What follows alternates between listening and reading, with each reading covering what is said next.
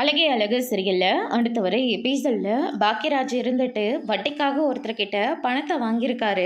ஆனால் பணமே இன்னுமே கொடுக்கவே இல்லை. வட்டி கூட கொடுக்கலன்னு சொல்லிட்டு அந்த வட்டிக்காரர் இருந்துட்டு ஆஃபீஸ்க்கே தேடி வந்துடுறாங்க.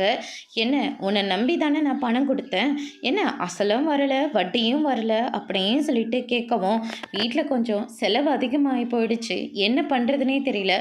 இந்த மாதம் சேலரி வந்தால் கண்டிப்பாக நான் பணத்தை எல்லாத்தையுமே நான் கொடுத்துட்றேன் அப்படின்ற மாதிரி பாக்கியராஜ் சொல்லிக்கிட்டு இருக்காங்க. உங்ககிட்டலாம் கேட்டு எந்த பிரயோஜனமும் இல்லை. நீ கொடுத்துட்டு உன் வண்டி எடுத்துகிட்டு போ, அது வரைக்கும் உன் வண்டி எங்கிட்ட இருக்கட்டும் அப்படின்னு சொல்லிட்டு பாக்கியரோட ராஜோட வண்டியை எடுத்துகிட்டு போயிடுறாங்க அந்த ஃபைனான்ஷியரு. அதுக்கு அடுத்து தான் பார்த்தீங்கன்னா மலர் இருந்துட்டு பாக்கியராஜ் பைக் ரைடிங் கூட்டிகிட்டு போகிறேன்னு சொன்னதை கேட்டு ரொம்பவே சந்தோஷமாக இருக்காங்க. நம்ம மதிக்கிட்ட போயிட்டு அவர் என்னென்னமோ பிளான் போட்டு வச்சுருக்காரு, ஆனால் என்னோடய ஆசையை எல்லாத்தையும் நிறைவேற்றுறதா சொல்லியிருக்காரு. நீங்கள் முதல்ல ரெடியாகுங்க, அவர் வந்துடுவார் அப்படின்ற மாதிரி சொன்ன உடனே இல்லை அவர் எங்கே இருக்கான்னு முதல்ல நான் கேட்டுக்கிறேன் அப்படின்னு சொல்லிட்டு மலரை இருந்துட்டு பாக்கியராஜ் ஃபோன் பண்ணுறாங்க. ஆனால் பாக்கியராஜ் இருந்துட்டு பைக் இல்லாமல் நடந்துக்கிட்டு தான் வராரு. அதோடு இன்னைக்கான ப்ரமோ முடிச்சிருக்காங்க.